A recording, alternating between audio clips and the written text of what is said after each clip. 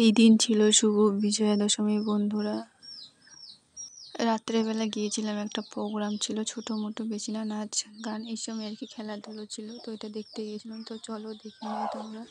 প্রচুর লোক ছিল, তাই ভিড়ের মধ্যে ফাঁকা ছিল, তাই একটা শর্ট ভিডিও করছিলাম। তো চলো, এখানে একটা পুলিশ ছিল এখানে, তাই ভাবলাম একটা ভিডিও করি, দেখি কীরকম হয়। আর সেলুট জানাচ্ছিলাম। তো যাই হোক, এটুকুই। তো চলো দেখে নিও ভিডিওটা তোমরা। পুজো মণ্ডপে